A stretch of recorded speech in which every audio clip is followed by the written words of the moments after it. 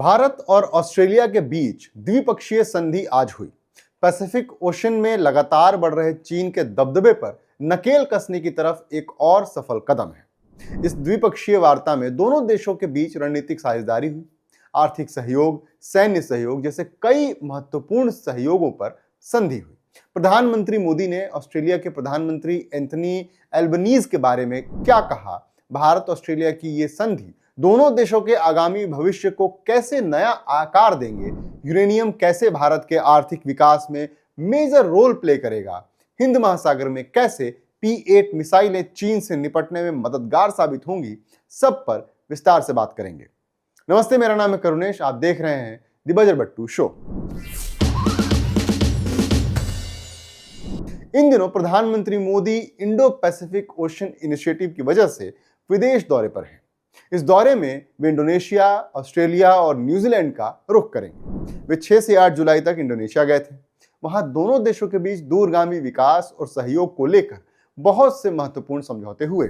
इसी सिलसिले में प्रधानमंत्री अब ऑस्ट्रेलिया पहुंचे हैं। ऑस्ट्रेलिया के राजधानी कैनबरा में प्रधानमंत्री मोदी का प्रोटोकॉल को फॉलो कर उनका स्वागत किया गया और उन्हें वहां पे गार्ड ऑफ ऑनर से भी नवाजा गया।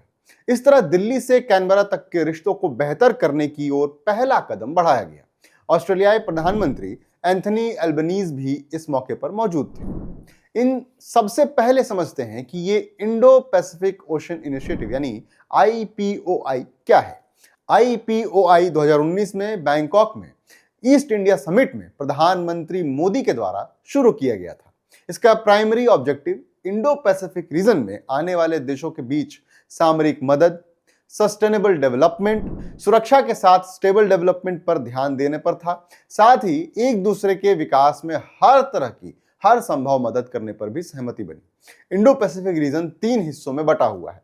इनमें विश्व के लगभग 40 महत्वपूर्ण देश आते हैं। इस पहल की शुरुआत security and growth for all in the region यानी कि सागर विजन के तहत की गई है।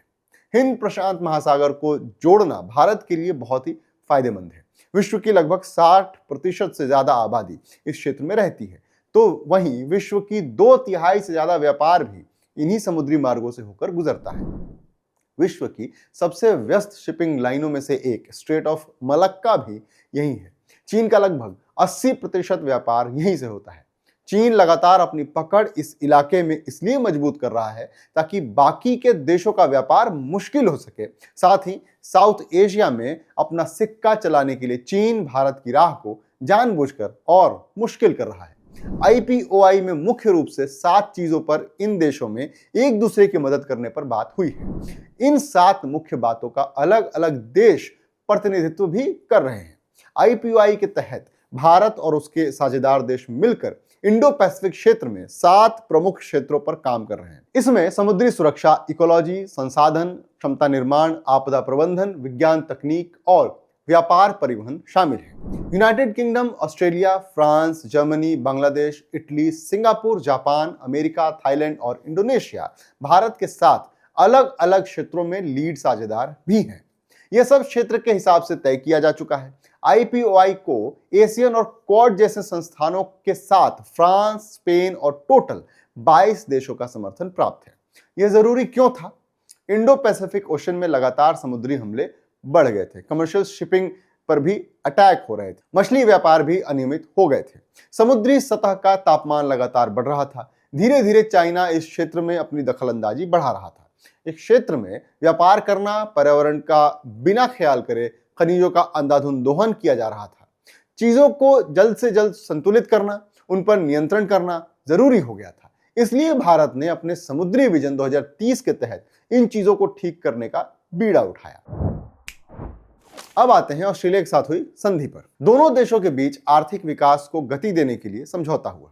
प्रधानमंत्री मोदी ने अपने भाषण के शुरुआती पल में ही भारत को लॉन्ग टर्म इन्वेस्टमेंट के तौर पर देखने को कहा। यूरेनियम के आयात को बढ़ाने पर भी बात की गई। इसके साथ ही कोयले, डीजल, लिक्विड नेचुरल गैस के आयात बढ़ाने का भी PM मोदी ने अपने भाषण में जिक्र किया।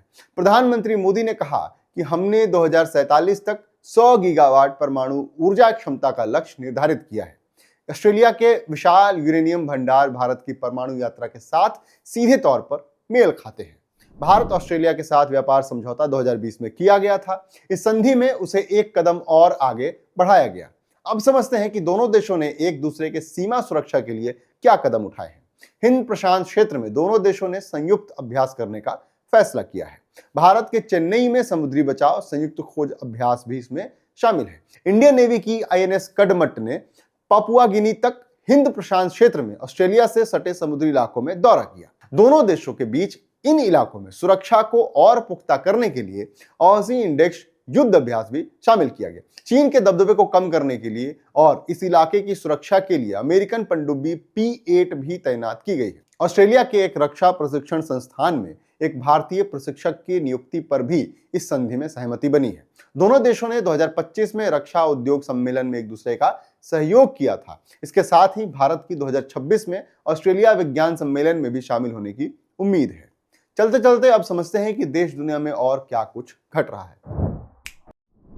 एक बार फिर अमेरिका ने ईरान पर हमले तेज कर दिए हैं। ईरान के सरकारी मीडिया ने दक्षिणी ईरानी तट के कई स्थानों पर विस्फोटों की सूचना दी, जिनमें ईरान के न्यूक्लियर पावर प्लांट और उसके आसपास के प्रमुख शहरें जैसे बुशहर या चाबहार जैसे बंदरगाह शहर शामिल हैं। ईरान में स्थित एक हवाई अड्डे पर भी अमेरिकी सेना ने गोलीबारी की है। ट्रंप एक प्रेस कॉन्फ्रेंस में इन अमेरिकी हमलों का बचाव भी करते हुए नजर आए। उल्टा उन्होंने ईरान पर ही इल्जाम लगाया और कहा कि ईरान की हत्या सूची में वे पहले नंबर पर हैं। अब अगली खबर पर आते हैं। अगर आपके पास भी 2000 के नोट हैं तो आपको ये जरूर सुनना चाहिए। आरबीआई ने बताया है कि 2000 का जो नोट है अब वो पूरी तरीके से वैध यानी कि लीगल टेंडर है। अगर आपके पास ये नोट है तो आप इसे आरबीआई के 19 इशू ऑफिसेज में जाकर के बदल सकते हैं।